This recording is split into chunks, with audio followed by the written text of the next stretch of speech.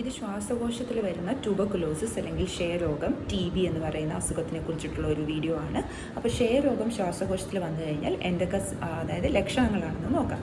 അപ്പം പേഷ്യൻറ്റിന് കഫത്തോടു കൂടിയുള്ള ചുമയുണ്ടാവും, ശ്വാസമുട്ടൽ അതായത് TB അഡ്വാൻസ്ഡ് ആവുകയാണെങ്കിൽ TB സിവിയർ ആവുകയാണെന്നുണ്ടെങ്കിൽ പേഷ്യൻറ്റ് ശ്വാസമുട്ടൽ വന്നേക്കാം.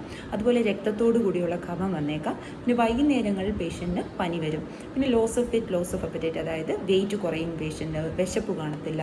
അപ്പോൾ ഇതൊക്കെയാണ് ശ്വാസകോശത്തിൽ വരുന്ന ട്യൂബർകുലോസിസിൻ്റെ സിംറ്റംസ്. ഇനി ശ്വാസകോശത്തിൽ തന്നെ വരുന്ന ട്യൂബർകുലോസിസ് അതായത് കഫത്തോടു കൂടി വരുന്ന ട്യൂബർകുലോസിസ്, അതായത് നമ്മൾ കഫം ടെസ്റ്റ് ചെയ്യുമ്പോൾ TB പോസിറ്റീവായിട്ട് വരുന്ന ട്യൂബർകുലോസിസ് ഉണ്ട്.